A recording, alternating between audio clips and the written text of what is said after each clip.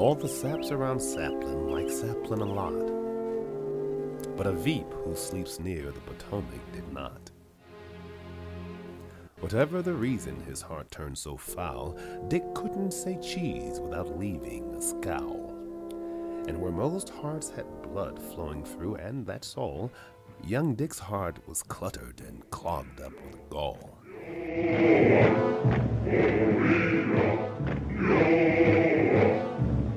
And what he hated most, though it sounds truly grim, were those sappy laws for the sap citizen.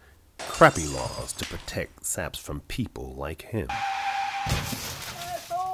So Dick wanted work where no laws would apply. An office quite oval soon gleamed in his eye. But sappers he knew liked a prez with more flair, a friendly one, smiley one with more hair. Those jerks won't elect me. They don't think I'm nice. But saps have two presidents, one of them vice. Ha ha ha! Ha ha ha! He rounded up others who didn't like laws. He found them with sheiks, he found them with shaws. He turned over rocks and asked Ivy League chums. He searched airport bathrooms under Palm Scum. And he soon had his legion, one sure to deprave. So one Sunday morning they met in a cave.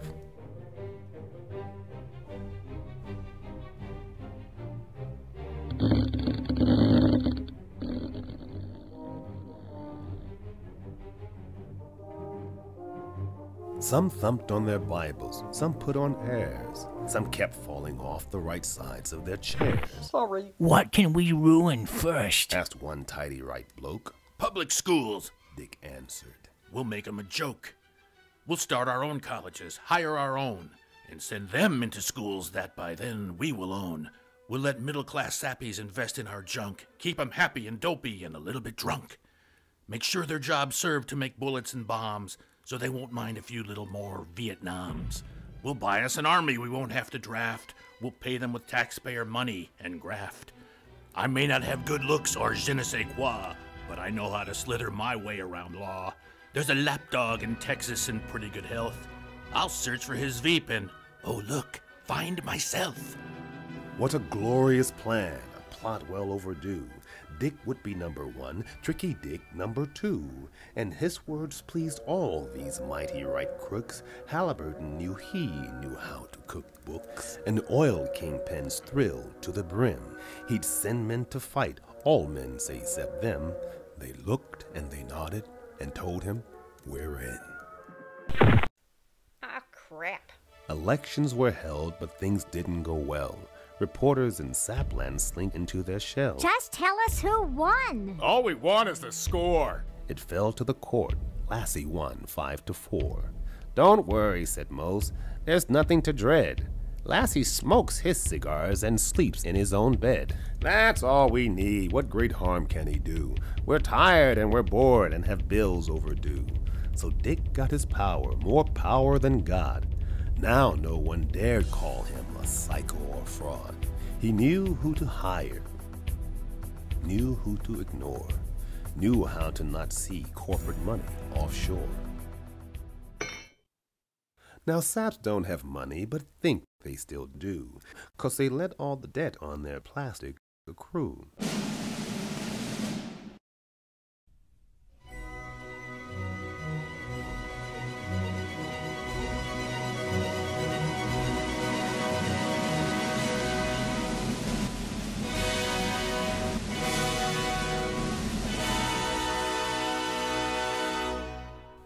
And as sap families moved far away from it all, there was no place to gather, no place but the mall. A meal, no big deal, a Coke and a fry, and while they were there they could buy. But folks outside Sapland had grown very tired of their land being raped and their oil acquired. By sap banks for sap bases,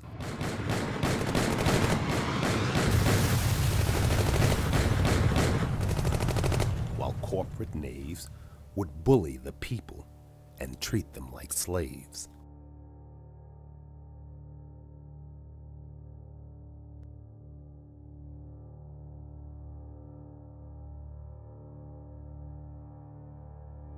so round the globe many were starting to steam. But this perfectly fit Dickie's dark little scheme. Keeping secrets in Sapland could be quite a chore. See, secrets are only allowed when there's war.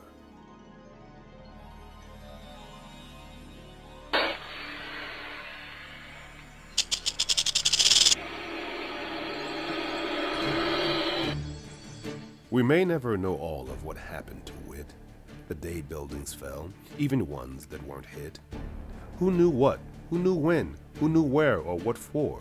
Who cares? All that matters is now this means war. Now Dickie smelled blood, smelled the time near at hand, time to deplore the rest of his plan. But as Dickie labored to reach all his goals, he saw some obnoxious, unsettling pose. For though the reporters kept saying, all's well, for they'd long been bought up from some righties from hell, word started to spread that the war was a flop. Not so. Yapped Dick's doggy. Just shop, shop, shop, shop. And Saps did, but the polls still continued to drop. And as Dickie read them, the madder he got, till his bile was a boil, unable to clot. I need more power! He said with a sneer. He summoned his chums who so well had spread fear. They met in their cave, still dark and still cold. But 'tis said now those cave walls were all paved with gold. And when Dickie spoke, his sneer turned to a snarl. It's time, He snoggled. to show 'em who's czar.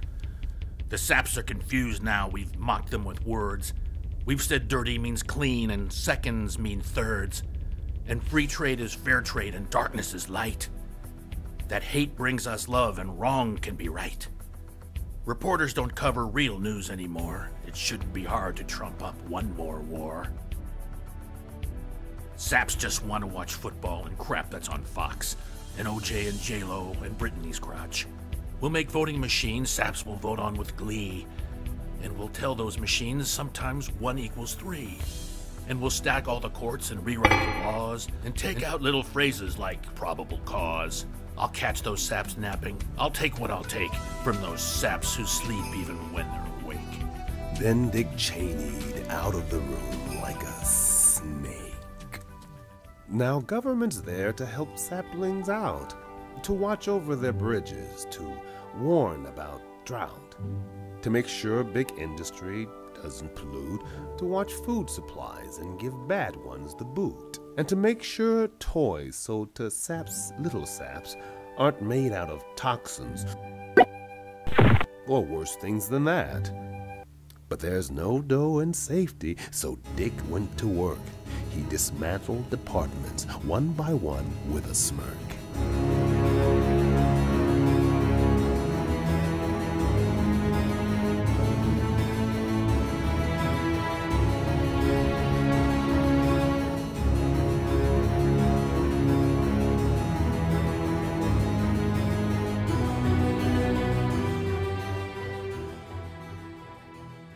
Then after there was no more government there, Dickie privatized everything to the saps' despair. Someone now owned the bridges, the parks, and the phones. Someone owned the saps' houses and saps' student loans. And rivers and lakefronts were privatized too. Someone owned all the water, but no one knew who. Then while Lassie waxed sassy, Dick ransacked the place. He looted the treasury, shot a friend in the face, and dressed all in black like a big-bellied ball, he was off now to Saptown for one final haul.